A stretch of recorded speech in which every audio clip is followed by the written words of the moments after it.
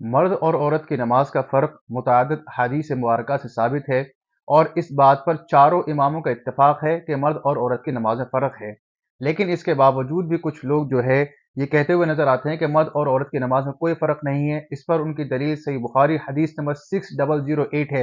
اور وہ اس حدیث کو مکمل آپ کے سامنے بیان نہیں کریں گے، صرف اس کا ایک ٹکڑا اٹھا کر کے آپ کے سامنے بتاتے ہیں کہ سلو کما رأیتمونی اصلی، تم اس طریقے سے نماز پڑھو جس طریقے سے مجھے پڑھتا ہوا دیکھ رہے ہو۔ تو چلیے ہم نے آپ کی اس بات کو قبول کر لیا، تو پھر آپ ہمیں صحیح ابن خزیمہ کے حدیث نمبر 775 ہے، جس کو آپ کے علماء نے بھی بالکل صحیح لکھا ہے۔ اس میں آپ صلی اللہ علیہ وسلم فرمایا کہ لا يقبل اللہ صلاة امرأة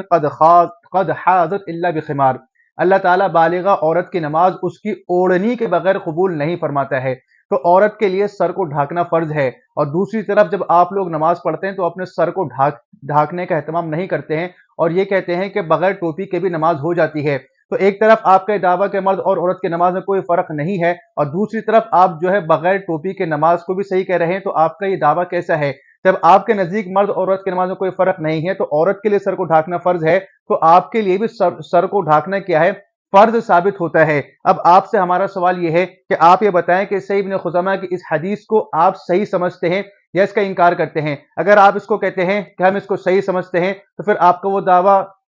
کہ مرد اور عورت کی نماز میں کوئی فرق نہیں ہے وہ جھوٹا ثابت ہوتا ہے، اور آپ یہ کہتے ہیں کہ ہم اپنے اس دعوے میں سچے ہیں، تو پھر صحیح جو صحیح ابن خزیمہ کی جو صحیح حدیث ہے اس کا انکار لازم آتا ہے۔ اللہ تعالیٰ ایسے لوگوں کے لیے قرآن مجید سورہ بقرہ آیت نمبر 85 میں فرماتا ہے کہ تم کتاب کے کچھ حصے پر تو ایمان رکھتے ہو اور کچھ کا انکار کر دیتے ہو، تو بتاؤ ایسے لوگوں کی سزا اور کیا ہو سکتی ہے کہ دنیا میں ان کی رسوائی ہو اور قیامت کے دن ان کو جو ہے دردناک عذاب کی طرف بھیج دیا جائے۔